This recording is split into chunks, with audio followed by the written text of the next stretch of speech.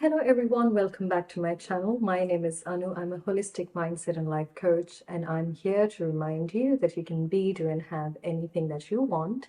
I just finished recording another video on identity and how to shift it. I still don't know what I'm going to call the video, but yes, it's on identity. And I quickly remembered a concept that is going to be so useful for you to be on your path. I have to say, it's not something that I invented or I came up with. It's very famous in the manifestation community, but we're doing it a little differently because it's not as paralyzing. And that is called mental diet. I have had my experience when I started watching content on manifestation, when I got introduced to mental diet. I thought, oh my God, this is going to be something so difficult. Now that I've understood the purpose of it, I'm here to simplify it. We have to be very clear of our ideal version. What do we want? What's our true desire? And this is irrespective whether you're new to this channel or not. We know this. This is a big factor in mindset change. And since this entire channel revolves around that topic, being a better version of you, being the ideal version of you, it's very important to know crystal clearly, what do you want to be? What do you want to have? Your ideal state, your ideal version. We have to remember that our mind is like a fertile soil. So I'll give you a very good example. Let's say, for instance, you are sowing a seed of mango. And when it sprouts, when it becomes a plant, when it becomes a tree, you cannot be surprised that it doesn't have oranges. You simply cannot, because you know you've planted a mango seed. So you would expect mango tree and not an orange tree. The same thing with our mind. What are we absorbing? So similarly, your mind is a fertile soil. Imagine you want something good in your life, but you are consuming everything that doesn't match your dream. You cannot then complain that I wanted this, I made a wish and I let it go, it did not happen. You also have to take responsibility of what are you surrounded with. This doesn't mean you have to run up a mountain and go hide in a cave or something. No, we still have to live our life here, and we have to have our social contacts. We have to go about our day the way we do. We cannot just quit our jobs and friendships and social life and families and just, go live in a shell and then be like, okay, now I'm away from all distractions. It doesn't work like that. Mental diet is very similar to anything you could imagine what a physical diet would be. What do you do when you're dieting? Any sort of diet. And now we have a plethora of them. You become mindful of what you consume. I'm bad with these terms, but I think a keto diet would be you have only proteins or you don't have carbs or something. I might be wrong. When in this form of diet, you know that I'm not going to consume carbs. Similarly, is a mental diet. You become mindful and you watch what you are feeding yourself with. And this comes down to information, media, everything. The entire concept of change in identity, change in mindset is persistence, is faith. It's unwavering faith only in yourself, no one outside of you. Having that full conviction in yourself, unwavering faith in yourself that you already have what you desire. And first of all, you already deserve it, okay? You are capable of it. That's unwavering faith. Let's just say that my ideal version, or what I really want to achieve in life, is a fulfilling, loving relationship. You can switch this example to money or whatever.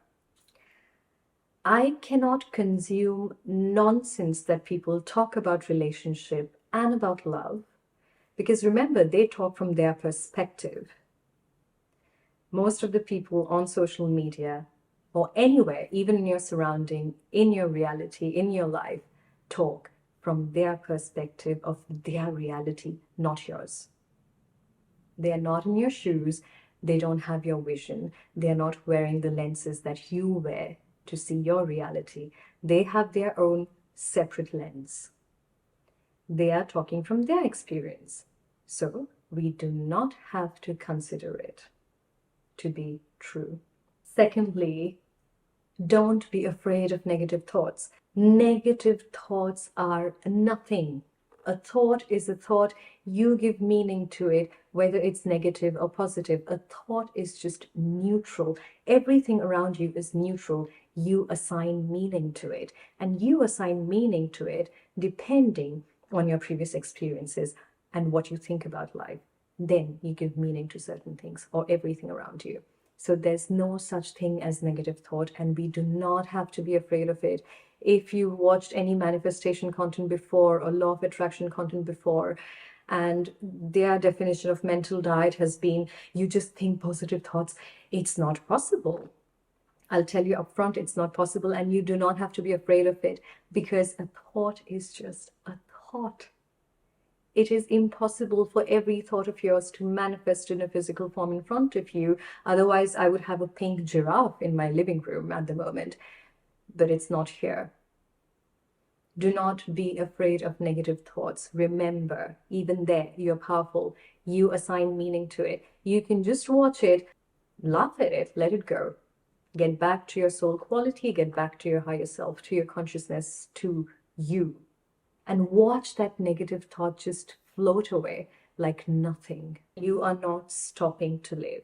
You are continuing the life the way you have lived before, just with a bit more of awareness and just a little bit more mindfulness, where you take into consideration any event, circumstances, or anything external of you. Do I need this? Do I want this? Is it going to help me to get my ideal life? If not, move along. And here is where I can say, try to implement this next step. Be mindful of what you consume through media. What information are you giving yourself? This just doesn't mean just social media or any information you get. It's the books you read, it's the songs you listen to. What kind of company do you have? What kind of topics do you let yourself get entertained by? Social media being one of the biggest factors. See, the good side of social media is that it gives you a platform, it gives you an exposure to everyone living on this planet. And you give your opinion. You have your voice. You can speak up and you can say what you want, what you feel. There's freedom to it, but as consumer, you have to remember everyone who speaks on social media or any other platform, even in your personal life, talks from their experience. They don't see your life the way you see it. Remember that, even if it is your best friend. Your best friend is going to give you advice according to their perspective. Their reality is completely different to your reality, because their reality has a different set of confirmation bias, because they have a different belief system, they have a different life, they've had different experiences.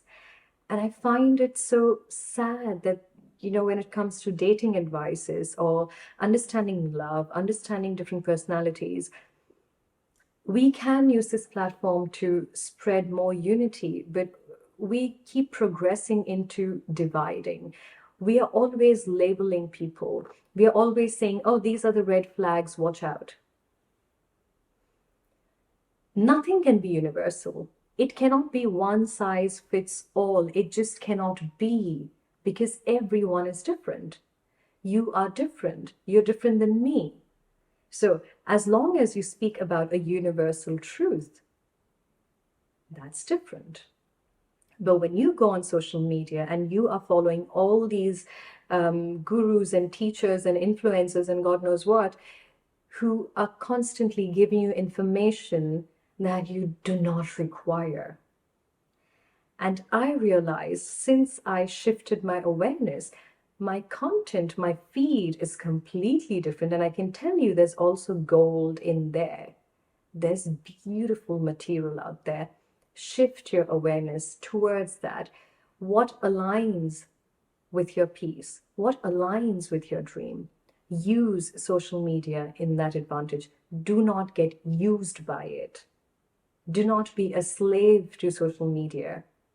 You can use it as and when you want. You have the power there. You're in the driver's seat. But if you function in your autopilot and you keep consuming, keep getting all this information, and then even the most maybe beautiful relationship comes to an end because we are seeing something, then it's like, oh my God, look, that boyfriend did that, and look, that husband did that, and look at me, I'm still single. It's not aligning. It's not doing you any good. Watch what you're consuming. The same thing applies to books. What kind of books are you reading? What kind of poetry? And I love poetry.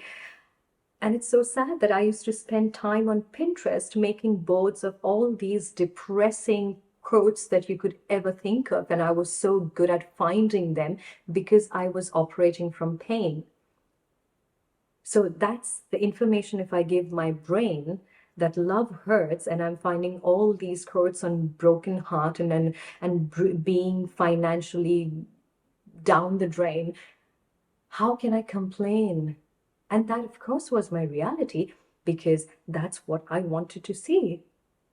It did not mean that abundance did not exist, love did not exist. It did simultaneously, which brings me to the next point of understanding duality. When there is darkness, there has to be light. If they are rich people, they are poor people. If they are successful marriages, they're also divorces. That's duality. There's duality in everything. But you get to choose which side of the coin you want to be and experience. So when you think of life as just lack, you're consuming all the information about lack, you shift in your state and you have a mental diet, you're being diligent, you're being aware and mindful of what you consume, you will notice there's also the other side of the coin. So instead of seeing lack, all of a sudden, your awareness goes to abundance. And that aligns with your new version of you, that aligns with the dream that you have. That is mental diet. It's not torturing yourself if you have a negative thought. It's not torturing yourself if you cried. There's no blaming, shaming, controlling, and making it so tedious the way we have made it sound so far. We need to change the narrative. We need to normalize understanding using certain terms like spirituality, God, things like that. Normalize it, bring it back, please. And we've categorized people as either the scientific or you're spiritual and religious. I don't know if I can put that in the same category, but you get the drill. So it's either or. I am both.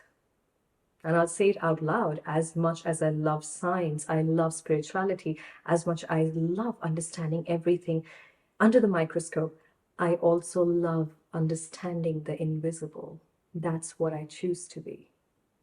That's my choice. So, coming back, what kind of books are you reading? What kind of company you're hanging out with? And again, if you're out with your friends, you cannot be, I'm on a mental diet, I cannot gossip. You probably can do it if you want to do it, but I would say rather just observe, especially in social situations. Watch people, observe them. Try to distance yourself from participating into all these draining activities. You still go out, hang out with your friends, you still go to work, and you catch up for coffees and everything. But you observe what people say and do, and you will see that everyone, whoever complains, has their valid reason. And they can prove you to any extent why what they think is true, because that's where our limitations come in when we talk about perceiving reality. Perceiving reality, we only perceive, we assume our reality, and they are assuming their reality. So what you do, you become the spectator, you observe it, but you don't have to consume it. You don't have to sit and participate and then gossip and then complain about the news and the world ending and all of that. Remember, there's duality.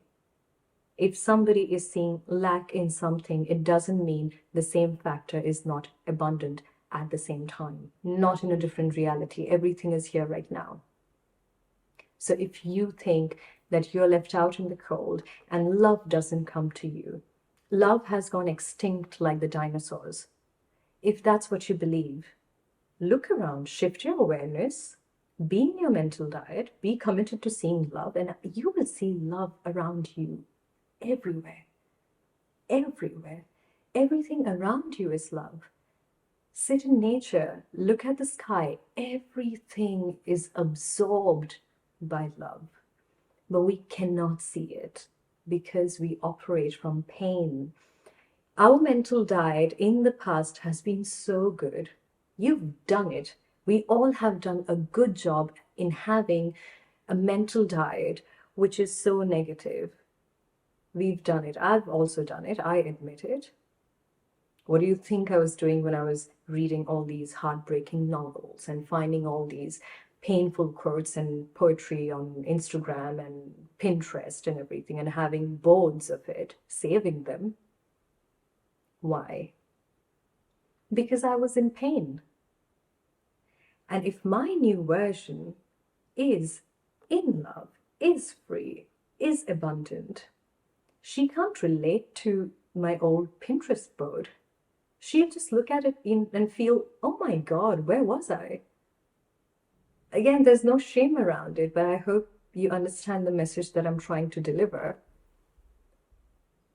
That it becomes unrelatable. Your mental diet is under your control. Your mental diet is just you being aware of this is in front of me. Does this align with what I want? Does this align with my ideal life, with my ideal version of me? If not, it can go. We don't have to fight it. And you might get back to your old patterns and you might listen to depressing songs because we all have our favorite playlists. But the second you realize, oh wait, hang on, didn't I have a dream? You snap out of it. You come out of it and it's fine. It's not about how many times you lose the way. It's about how many times you return. And you are doing this only for yourself. And I'll say that again, the world does not owe you anything. The world is there at your doorstep, at your fingertips, for you to make what you want out of it. It's malleable. The world is like a clay. You mold it. You give it the shape you want according to what you desire. So if you're feeding yourself information about everything that's in lack, everything that's not good enough, everything that shows you all the red flags, and oh God, how I went down that rabbit hole. There's so many things that were so strongly imprinted in my mind. If he wanted to, he would. I cannot stand that term anymore. If you wanted to, you can as well. Take responsibility. And see, that's the thing, because we cannot let go. We know that we want an ideal version of our life, but we sit and complain. We don't take any steps towards it because we lack discipline. And take this mental diet as a form of discipline, self-discipline, being committed to change your life for your sake. No one is going to benefit from this. You are going to benefit from it. Why do we want to sit and suffer? Why do we want to sit and cry? Why do we want to sit and complain about everyone outside of us? You want change, you want happiness, you become a happy person. And there was a time when I did not understand when people said this, but now I know what they mean. You embody that state. You cannot have love if you don't feel love. You can sit and go on and complain about how their love does not exist and no one loves me. It just shows that you don't love yourself. I'm sorry. Your mental diet keeps you on track. Your mental diet is you checking on you. At the end of the day, hey, how did we do? I'm so glad I avoided that gossip. I'm so glad I did not listen to any depressing songs today. I'm so glad I unfollowed a lot of things on social media that was not doing me any good. I'm so glad I followed some new pages which talk about beautiful things. They have beautiful quotes and they inspire me. They let me wake up every day with a smile on my face instead of me sitting and crying for 20 minutes before I step out of bed. You have the choice. You have all these resources, you have all these tools around you. Why don't you use it in your advantage? That's your mental diet. Previously, we were just eating junk, we were just giving junk to our brain, and we experienced junk in our life. Now we are aware that the way we take care of our body, we have to take care of our mind.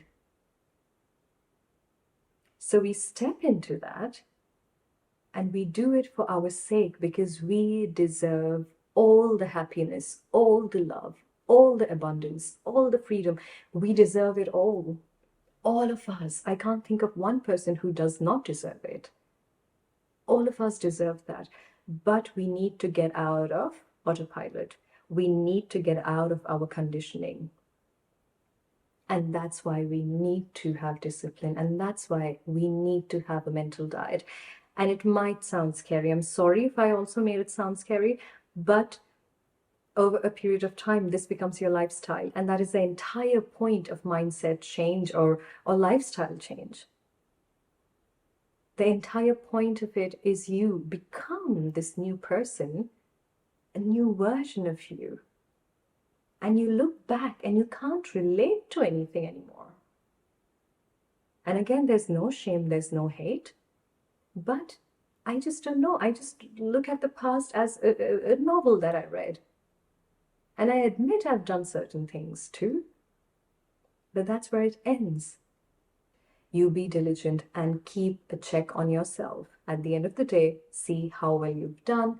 And I promise you, life is there not to hurt you, but just to give you love and all the beautiful things if you allow it to happen. Drop your old beliefs, drop your old broken lenses through which you're looking at the world and see how there's so much beauty all around you because you are beautiful. And if you embody everything that you desire, no one can stop you. So that's the video for today. I hope it was helpful. I hope I did not overcomplicate it. That the entire idea was to simplify mental diet, and I hope I did a good job. If you're new to my channel, please don't forget to subscribe. I would love to see you around, and I will see you all soon with a new video. Sending you lots of love. Bye.